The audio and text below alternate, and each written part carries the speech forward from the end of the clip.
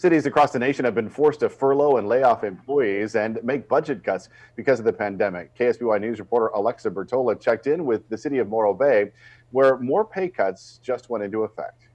The city of Morro Bay relies heavily on tourism to generate 24% of the city's general fund revenue. Now, since the pandemic, all of that has changed and the city is adjusting.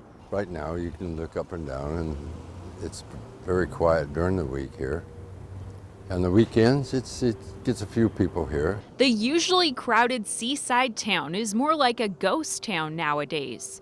Besides a line outside some takeout spots and fish markets like Giovanni's, there's a major lack of foot traffic in Morro Bay. We're a tourist town, so we depend on people being allowed to roam freely, and right now that's not allowed, right? So the cities like ours are going to be hit the hardest. The city has decided to take action to make up for the estimated $3 million in lost revenue from March to June and another $5 million anticipated next fiscal year. About 90% of our employees are currently operating under at least a 5% pay reduction. The Police Officers Association and other positions like office assistants, maintenance, and utility workers, among others, are getting those cuts. The city says it's working with the Fire Association as their contract doesn't run out until the end of June.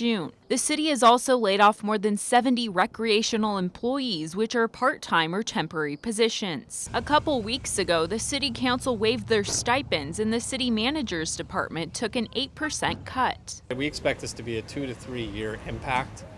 I mean, the economy's been shut down for a month and a half. A survey by the League of California Cities found 9 out of 10 cities are looking at layoffs and furloughs or service reductions. For the city of Morro Bay, it's a 4-pillar approach. It's not just, taking pay cuts, that's not enough. It's also looking at our operations, use of emergency reserves, and assistance from outside of the city to help us survive and ultimately thrive. To generate more funds in the near future, the city says it's also considering paid parking, the sale or lease of city-owned property, and RV camping. In Morro Bay, Alexa Bertola, KSBY News.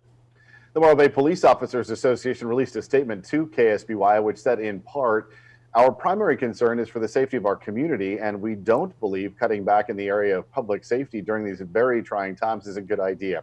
For the full statement, you can head to ksby.com.